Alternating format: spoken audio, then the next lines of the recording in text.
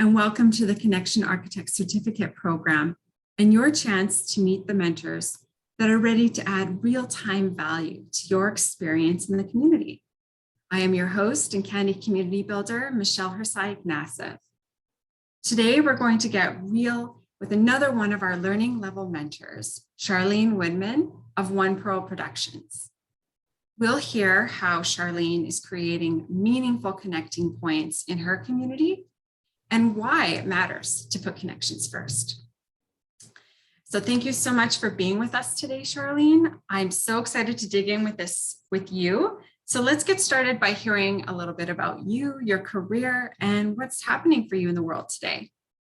Well, good morning to you. Thank you for having me, Michelle and Lisa. And so I have had a 15-year experience as a professional photographer in Calgary, Alberta, Canada. And I have recently been transitioning into video and teaching. So I had the opportunity during this global event to reinvent something that's been on my heart for a little while. I tend to really enjoy teaching and equipping others with what I know who are interested in anything really regarding visuals and their online presence. So I am excited about moving forward in that regard because I have this whole host of knowledge that I'm kind of keeping to myself right now. So I've opened up and started some online classes. And so I'm really happy about that. And I'm so visual that I actually have to think of using some of my other senses to wake those up.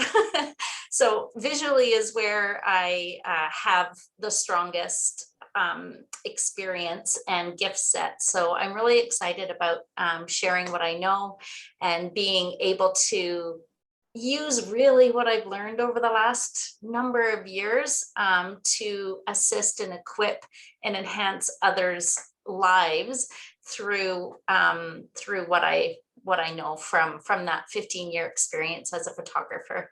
I mainly did corporate, commercial, and events. So working with a whole host of personalities and people and companies and individuals and entrepreneurs. So yeah, I really do love what I do. If I'm connecting with people, I'm happy. I love hearing that. And I'm so excited that you're a part of our mentor program because having that perspective from a photography and visual standpoint is something that I'm sure is going to be very new and nuanced for our program participants.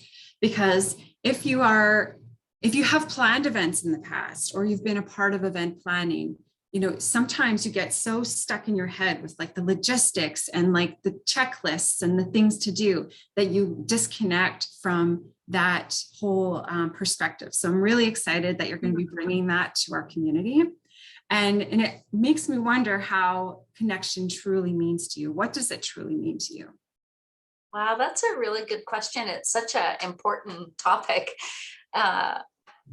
You know, it's one of my core values in business is connection.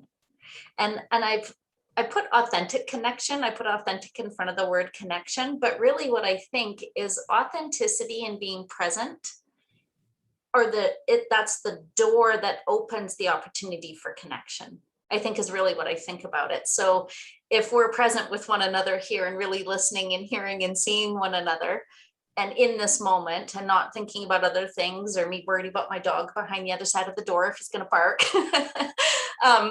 When I'm present, it opens the door for connection. I feel like it's sort of like if we were to use the analogy of a radio. So authenticity, I feel like, and being present is the fine tuning to get right on the mark, to get aligned so that we can hear and be on the station really clearly without interference. That's sort of what I think. And I think without it, it's really hard to move forward in relationship. I feel like if those things don't exist, it might just be a one and done type situation because it takes investment and it takes intentionality. So I believe being intentional. So whether it's like, I had this thing happen yesterday with I felt so bad for her. This lady just at the grocery store, we've all seen it. We've all heard it where the little one just was not having it and very upset, having tantrum city. And, you know, I could hear some of the whispers and judgments around it. Well, my mom, one of the clerks said, well, my mom would never let me behave like that in public. And I just thought, oh, grace, we need grace, we need grace. So when I saw I had an opportunity to walk by her, and I'm like, oh, I get it. And kind of gave her a wink. So it could be a quick moment where authenticity is established and empathy to open the door to connection. And I'll probably never see her again. I don't know if that made a difference for her, but I did feel for her. Or it could be a relationship that we are establishing and investing in. And so you have lots of those touch points. But if it's not authentic, we're going to lose it, I feel like. So that's been my experience anyway, especially in business. And, you know, it's that feeling that people remember. People are, I get this often. I'll just give one example. Because I've maybe have been intentional about connecting with people and really being present at an event, doing my role, they'll say, oh my gosh, you're such a great photographer. You're the best. I'm like, they haven't seen one photo, not one. You don't, this could be all out of focus. It won't be, but they don't know that I'm the best photographer. They know that they remember the experience with me. So I feel like that part is so important. How we carry ourselves in the day can create or break connection or fracture it. So a lot of it has to do with trust. I told lots of stories in a short frame of time. Sorry, that wasn't very focused. No, but I can hear your passion, and I can hear how instrumental it is for you to create experiences through your work. It's not just about transactions of I take a picture, here's your picture. It is, let's create an experience so that we can have a connection and create an emotional attachment to what we're creating together, right? You nailed it, Michelle, you did it. Boom. I could have said it just like that. 15 seconds, you know? But I mean, but isn't that the whole point of community, right? Yes. Is to bring these ideas together so that we can clarify them, and then we can move forward into the world and bring it to life, right? That's really what the program is aspiring to do. And I'm so glad you're going to be with us, because everything that you're talking about, it's like you're speaking our love language. Like this is the goal. This is what we want to do. So that's wonderful. And so now it kind of makes me curious about how you feel more meaningful connections are going to make a greater impact on the world. In the world, you know, this question is a good one. I was at church not too long ago, and they handed out these pieces of paper with squares on them, 3 squares. And then asked us to bring out a pen or a pencil. And we're like, okay. And they said, okay, in the middle square, say my house. Okay. And then on either side, tell me if you can tell the names of the people that live on either side of you. Right. And then if you could do that, then expand from there and name as many neighbors in your block that you can. Okay. So people did that. And then the next thing was to write something about them that you know personally. And not that they drive a blue Buick, because anybody can see that, like something about them as a person, right? And I'm sitting beside my mom at the time, who lived in the same community for 50 years. Well, we're halfway through the service and my mom is still writing.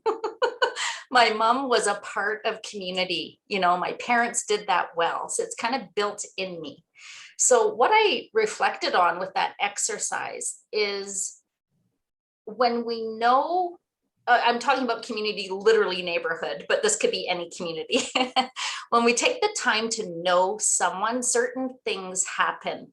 And what I realized from that exercise, what I love about the community that I live in, I feel safe.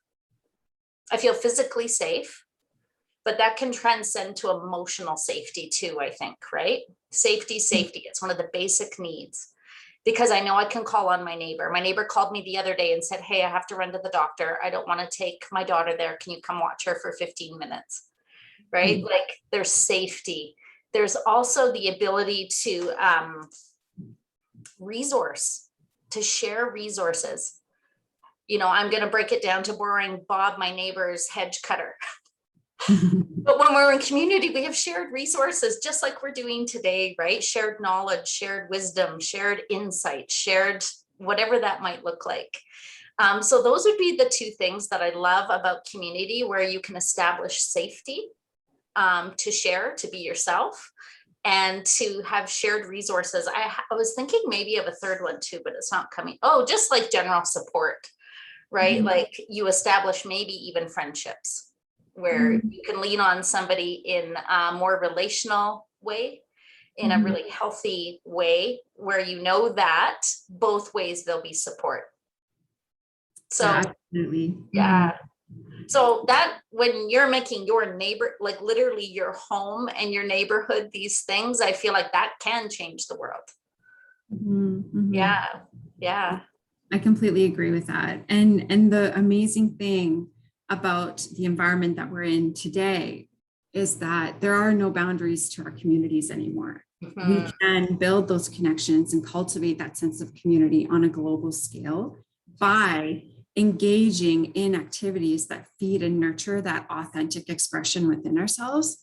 So if you are a natural connector, if you're a program participant, you're entering into a global community of like-minded people who will foster and steward that safety, that resourcefulness, and that inclusion. And so I love that you said that, because a simple exercise of reflection, of just understanding people, knowing who they are, meeting them where they're at, can make a huge impact on the world. And well said again. Well, this has been great. I love everything you're saying. It's just lighting me up. I don't know if you can see it. I can't really sit still. I feel it. So I'm going to ask you one more question, and it really has to do with your role as a learning level mentor. So what unique skill or knowledge or expertise are you the most looking forward to sharing in our community? Yeah, I'm really looking forward to developing with people the understanding of how important especially now, our visual presence is, and how to align our visual presence with our values, with our mission, with our, all our statements, our vision statements. How do I make sure that that's in alignment? Because we could be doing so well and in all those areas, but not just quite have the skill set or the understanding or even the knowing. Like maybe we're just getting present to, oh, how I look online is how people are viewing me. Like that's literally how they're taking me in. And I think that's going to be, as well as that is such an enhancement, like you're saying, it is global now. We have the opportunity to reach anybody, anywhere. So being able to have those things congruent, I think, is what I'm most looking forward to teaching and equipping people with. And it's maybe might even be starting at the awareness level, which is amazing, right? Just getting aware to that your profile picture is like shaking someone's hand for the first time and saying hello. And so to be able to invite people into your world in a way that really truly reflects you is what I get all excited about. Yeah. Yeah, that's wonderful. Well, thank you so much for your time, Charlene. And for everybody watching, you can connect with Charlene on LinkedIn. Look for her, Charlene Woodman Grant. And thank you so much for being here today. I look forward to Thank you. doing the program with you. That was wonderful. Thank you so much.